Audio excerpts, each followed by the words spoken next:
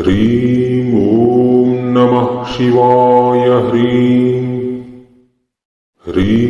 ॐ नमः शिवाय ह्रीं ॐ नमः शिवाय ह्रीं। पूजा पाठ के कुछ मूल बातें। पिछले वीडियो में मैंने आपको अपने शक्तियों का परिचय प्रदान किया था। आज मैं आपको पूजा पाठ साधना जाप के कुछ मूल बातें बता रहा हूँ जो हर शिष्य या साधक को पता होनी ही चाहिए। लोग प्रारंभिक बातों को ही ठीक से बिना समझे साधना आदि करने लग जाते हैं जो हमेशा असफल या खंडित होता है। इसी कारण मैं सबसे पहले पूजा पाठ के बेसिक जानकारियां प्रदान कर रहा हूं। इसे अच्छे से जानें, सीखें, फिर साधना आदि कर सकते हैं। आसन विद्या। सबसे पहले आसन विद्या को समझते हैं। गुरु दीक्षा के पश्चात एक नया कलरफुल कंबल का आसन खरीद लें। काला रंग का या कपड़े का आसन ना खरीदें। साधक को हमेशा एक ही आसन रखना चाहिए। आसन का व्यवहार सिर्फ आपको करना चाहिए, उस पर दूसरे किसी को बैठने ना दें। आसन को बार बार धोना नहीं है। साल में एक बार धो सकते हैं या धोने के बाध्य हो गए हों तभी धोया जाए। उसी आसन पर बैठ के सभी पूजा पाठ जाप तप हवन करना है। आज एक आसन, कल दूसरा आसन, परसों तीसरा आसन का प्रयोग वर्जित है। आसन पर बैठने से पहले आसन मंत्र पढ़ें, प्रणाम कर बैठें। आसन मंत्र: मनमार मैदान करूँ में चकनाचूर, पंच महेश्वर आज्ञा करो तो बैठूं आसन पूर। जब पूजा पाठ खत्म हो जाए तब आसन को आगे से बाईं ओर थोड़ा उठाकर 1 चम्मच पानी डालें। फिर उसी पानी से अपने आज्ञा चक्र और विशुद्ध चक्र पर तिलक करें। इतना ही करने से आसन सिद्ध हो जाएगा और आसन पर बैठ की गई पूजा पाठ जाप हवन ध्यान आदि हमेशा सक्सेसफुल रहेगी। आसन से उठने के बाद आसन को वैसे ही न छोड़ें। पूजा पाठ हवन आदि के पश्चात जब आसन से बाहर उठ खड़े होते हैं हमेशा आसन को फोल्ड कर दीजिए। फिर जब पूजा देना होगा आसन बिछाएंगे। आसन खुला छोड़ने से दूसरी शक्तियां जो आपको दिखाई तक नहीं देती आसन पर बैठ आपकी तपोबल ले जाते हैं। अपने पास एक छोटा गद्दा या सिंगल कंबल धो धा के रखें। उसे पहले बिछाएं, फिर उसके ऊपर आसन डालें ताकि आराम से पूजा पाठ मंत्र जाप लंबे समय तक कर सकें। आसन पतला होता है। केवल आसन पर लंबे समय तक बैठ के पूजा पाठ करने में कई लोगों को तकलीफ होता है। अपने पास लाल, सफेद, काला, नीला, पीला रंग के कपड़े तैयार रखें। जब काले रंग की आसन पर बैठने की जरूरत पड़े तब उसी आसन को काले कपड़े से ढक लें, फिर उस पर बैठें। ऐसे ही पीला, काला, लाल, हरा, सफेद रंग के कपड़े के साथ करनी है। ज्यादातर साधना इन्हीं रंगों से की जाती है। दूसरी बात, पवित्रीकरण। हमेशा आसन पर बैठने के बाद अपना पवित्रीकरण करें, फिर पूजा पाठ जाप हवन साधना ध्यान आदि करें। सबसे पहले अपने बाई हथेली पर थोड़ा जल लीजिए, उसमें दाहिने हाथ के 5 उंगलियों को डुबा के रखें। फिर पवित्रीकरण मंत्र पढ़ें। फिर अपने आप पे सभी पूजन सामग्रियों के ऊपर तथा अपने चारों ओर अपने दाहिने हाथ के उंगलियों से थोड़ा पानी छिड़क दीजिए। यह प्रक्रिया से आप सभी पूजन सामग्री तथा अपना वातावरण पवित्र बन जाता है तथा सकारात्मक कार्यों के लिए अनुकूल बन जाता है। आप दाहिने हथेली के उंगलियों के जगह कोई एक फूल का व्यवहार भी कर सकते हैं। तीसरा, आचमन। पवित्रीकरण के पश्चात आचमन करें। हमेशा अपने इष्ट देव के मंत्र से आचमन करें। जो जिसका इष्ट देवता है वह उनका मंत्र से करें। अपने इष्ट देवता का मंत्र आप दीक्षा लेके प्राप्त कर सकते हैं। जिनके पास अपने इष्ट देव का मंत्र नहीं है वे इष्ट देव के मंत्र प्राप्त करने तक गुरु मंत्र से काम चला सकते हैं। अपने दाहिने हथेली पर 1 चम्मच जल लें, फिर एक बार इष्ट के मंत्र पढ़ें, उसे पी लीजिए। इस प्रोसेस में भाव रखें भगवान आपके शरीर को पवित्र बना दिए हैं। ऐसे 3 बार करना है। दूसरी बार में भाव रखें भगवान आपके मन को निर्मल और शांत बना दिए हैं। तीसरी बार में भाव रखें भगवान आपके आत्मा को पवित्र व शक्तिशाली बना दिए हैं। चौथे बार में 1 चम्मच जल लें, मंत्र पढ़ दोनों हाथों को धो लें तथा अपने उंगली से होंठ पोंछ लीजिए। अंगूठे से होंठ पोंछ लीजिए। यह था आचमन करने की विधि। चौथे, शिखा बंधन। आचमन के बाद शिखा बांध लें। दाहिने हाथ के अनामिका उंगली को सर के पिछले हिस्से में जहां चोटी छोड़ी जाती है वहां रखें। फिर 3 बार अपने इष्ट का मंत्र पढ़ें। इष्ट की मंत्र जब तक नहीं है तब तक गुरु मंत्र से काम चला सकते हैं। शिखा बांधने से तपोबल ब्रह्मरंध्र के जरिए बाहर नहीं निकल पाता तथा हमारा तपोबल सहस्त्रार चक्र में रुक जाता है और हमें पूजा पाठ जाप तप ध्यान आदि के पूर्ण परिणाम मिलते हैं। इसी कारण लोग सर को कपड़े से ढक के साधना आदि करते हैं। आप चाहें तो आप भी सर पे कपड़ा बांध पूजा मंत्र जाप कर सकते हैं। पूजन से पूर्व शिखा बंधन करने से यह काम स्वतः संपन्न हो जाता है। 5वें नंबर पर आता है प्राणायाम। यहाँ प्राणायाम का यह मतलब नहीं कि घंटों बैठ के योग प्राणायाम करते रहें। आपको यहाँ 11 बार प्राणायाम करना है बस। अपने दाहिने नासारंध्र को बंद कर बाएं नासारंध्र से सांस लें। फिर बाएं नासारंध्र को बंद कर दाहिने से सांस छोड़ें। फिर दाहिने से सांस ले बाएं से छोड़ें। एक बार बाएं से लेके दाहिने से छोड़ना है, फिर दाहिने से लेके बाएं में छोड़ना है। एक बार इधर से तो दूसरी बार उधर से करते रहना है। शुरू बाएं से करें, अंत दाहिने से करना है। ऐसे 11 बार करना है। ऐसे करने से सुषुम्ना एक्टिवेट होगी, शरीर निर्मल होगा, मन शांत होगा, आप जागरूक होंगे। तत्पश्चात पूजा पाठ साधना आदि कर सकते हैं। फिर जानते हैं ज्योत मंत्र के बारे में। पूजा पाठ जाप तप हवन ध्यान आदि से पूर्व हमेशा एक दीपक जलाएं। दीपक निम्न ज्योत मंत्र पढ़ते हुए अग्नि प्रज्वलित करें। दीपक में ज्योत मंत्र है ओम ज्योत ज्योत महाज्योत सकल ज्योत जगाए तुमको पूजे सकल संसार। ज्योत माता तो ईश्वरी तू हमारे धर्म की माता हम तेरे धर्म के पुत। ओम ज्योति पुरुषाय धीमहि तन्नो ज्योत निरंजन प्रचोदयात्। फिर दीपक को प्रणाम करें और आगे की पूजा पाठ करें।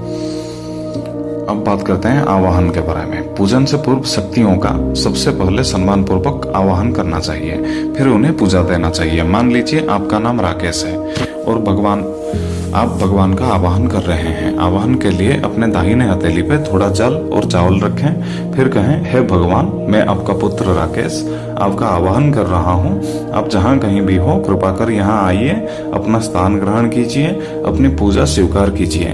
फिर जल और चावल को किसी कटोरी पे डाल दीजिए। भगवान को बैठने के लिए उनके आसन या तस्वीर की तरफ हाथों से इशारा करें। मैं यहाँ हिंदी में बोला हूँ, आप अपनी भाषा में बोलकर बुला सकते हैं। यहाँ राकेश के जगह अपना नाम बोलना है, भगवान के जगह शक्ति का नाम लेना है। आचमन के समय भाव ऐसा रखना है जैसे आप खुद भगवान के पास जाके उन्हें सम्मान से निमंत्रण कर अपने साथ लाए हैं और वे आपके सामने आसन पे या तस्वीर पे आके विराजमान हो गए हैं। अब बात करते हैं विसर्जन की। पूजा पाठ साधना आदि खत्म होने के पश्चात जैसे आवाहन कर शक्ति को लाए थे वैसे ही सम्मान पूर्वक शक्तियों का विसर्जन भी कर देना चाहिए।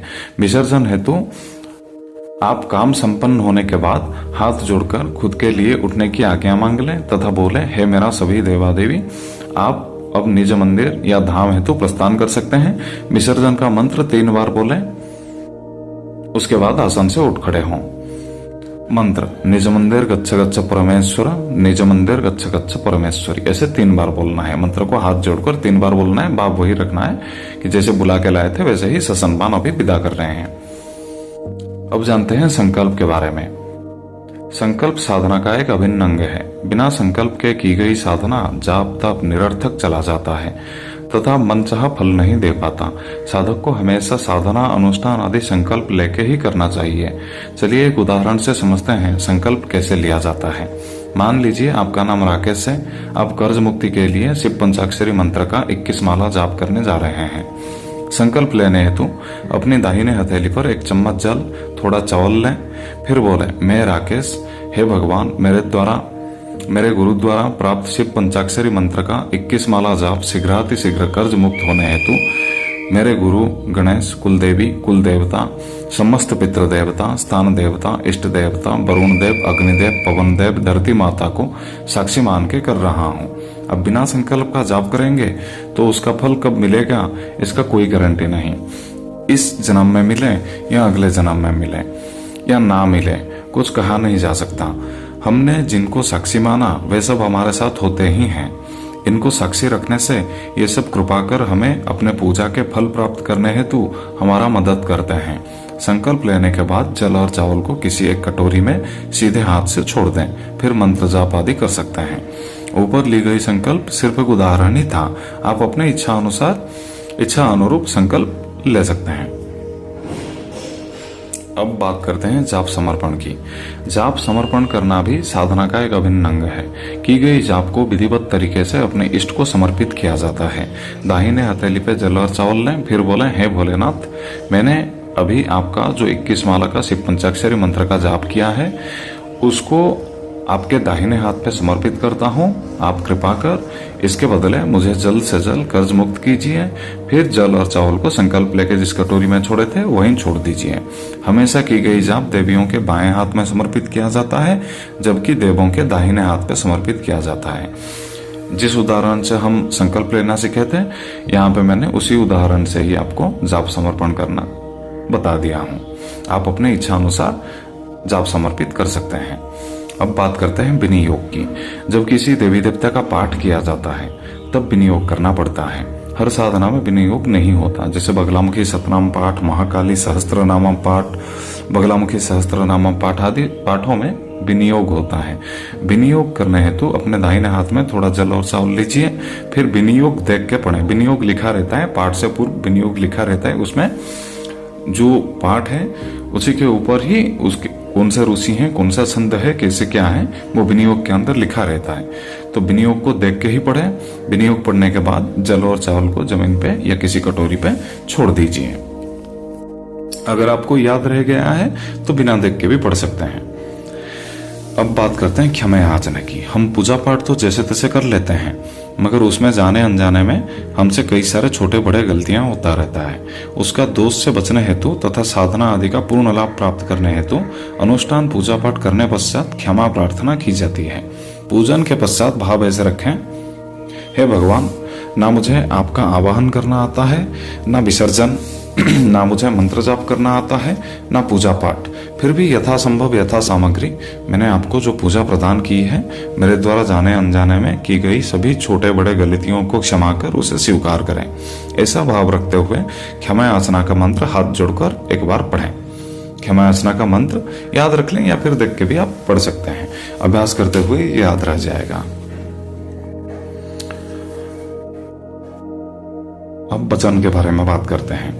जैसे गुरु को वचन दे के गुरु दीक्षा लेते हैं, वैसे ही हर देवादेवी तथा शक्तियों के साधना आदि में साधना सफल होने के बाद यानी शक्ति प्रत्यक्ष होने के बाद साधक को वचन आदि देती है तथा साधक से वचन आदि लेती है। बिना वचन के साधना आदि में कुछ नहीं होता। आज तक कोई भी शक्ति को वचन तोड़ते हमने नहीं देखा। इंसान ही है जो हमेशा झूठा वचन देता है, झूठा कसम खाता है, कुछ दिन बाद अपनी दी गई वचन को तोड़ता है। वचन देके जो वचन तोड़ेगा उसकी सिद्धि नष्ट हो जाती है तथा शक्ति या भगवान दोबारा वैसे इंसान के पास कभी वापस नहीं आते। चाहे आप कितना भी बुला लें, दोबारा साधना करने पर भी 99% चांसेस से आप असफल ही हो। इसी कारण बेवजह झूठी कसम आदि ना खाएं, झूठा वचन आदि किसी को भी ना दें। वचन के बारे में बिना जाने ही लोग साधना आदि करते हैं, फलस्वरूप बहुत बुरी तरीके से फंसे हुए पाए जाते हैं। शक्तियों से ज्यादा वचन आदि नहीं लेनी चाहिए, कारण ज्यादा वचन लेने से ज्यादा वचन देना भी पड़ सकता है। मैं आपको 3 वचन बता देता हूँ, आप कोशिश करें हमेशा यही 3 वचन शक्तियों से लें या फिर अपने बुद्धि विवेक से वचन लें।